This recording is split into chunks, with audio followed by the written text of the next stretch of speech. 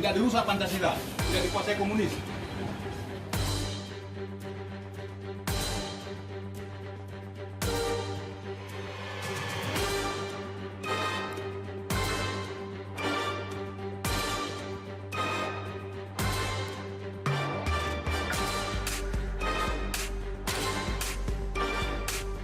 Datang sana, Moy. Terima kasih. Terima kasih.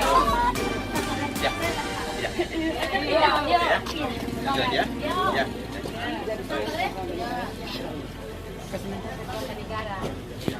Kita akan seminar.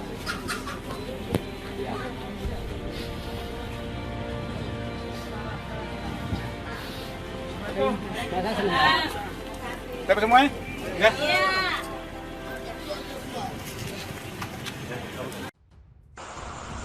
Kepada yang terhormat Saudara Insinyur Haji Joko Widodo, Assalamualaikum warahmatullahi wabarakatuh.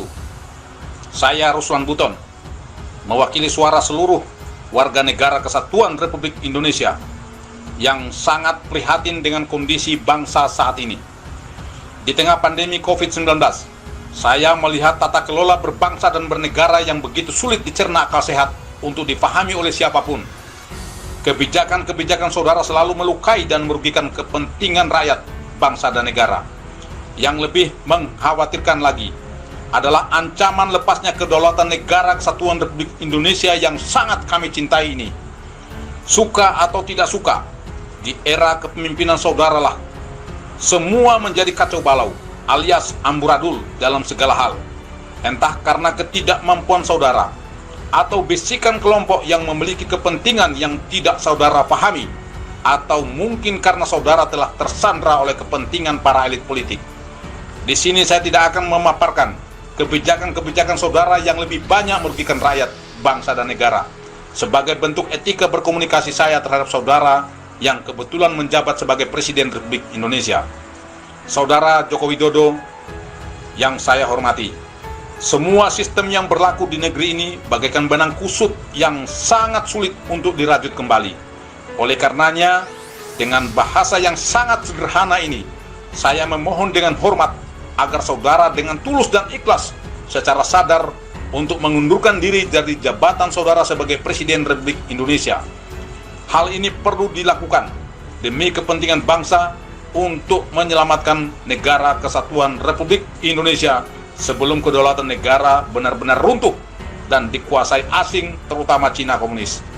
Saya tahu ini adalah pilihan sulit, namun merupakan pilihan terbaik. Saudara seorang negarawan yang pastinya ingin membangun negeri ini. Namun harus jujur saya katakan bahwa saudara belum memiliki banyak kemampuan untuk membangun bangsa yang besar ini berdasarkan amanat Undang-Undang Dasar 1945. Sehingga terjadilah kebijakan-kebijakan yang menjadi blunder politik yang sangat merugikan rakyat, bangsa dan negara. Saudara Joko Widodo, sekali lagi saya sampaikan bahwa solusi terbaik menyelamatkan bangsa dan negara Kesatuan Republik Indonesia hanya ada satu. Saudara harus bersikap kesatria dan legowo untuk mundur dari tahta kepresidenan. Namun bila tidak, bukan menjadi sebuah keniscayaan akan terjadinya gelombang gerakan revolusi rakyat dari seluruh elemen masyarakat, seluruh komponen bangsa, dari berbagai suku, agama, dan ras yang akan menjelma bagaikan tsunami dahsyat yang akan meluluh lantakan para pengkhianat bangsa. Akan bermunculan harimau-harimau, singa-singa, dan serigala-serigala lapar untuk memburu dan memangsa para pengkhianat bangsa.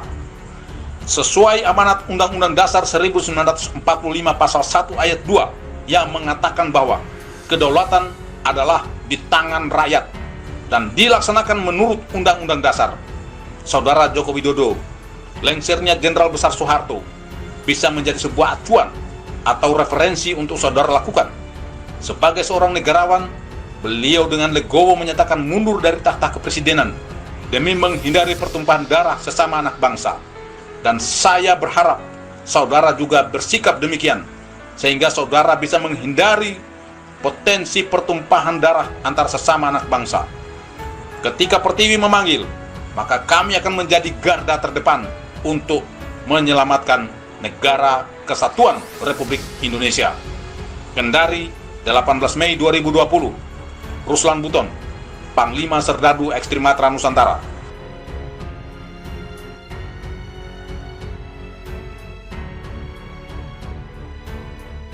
Sekarang mereka sudah merasa yang paling benar. Saya merasakan kebangkitan komunis sejak beberapa tahun yang lalu, tadi sudah disampaikan oleh adik satu, sejak dihilangkannya pelajaran PMP dirubah, sejak dihilangkannya sejarah perjuangan bangsa sekarang dihilangkan, Pak. Artinya generasi kita muda sekarang ini sudah tidak tahu sejarah, Pak. Mereka sudah tahu PKI itu masa bodoh, nggak berbahaya. Bagi saya sangat membahayakan.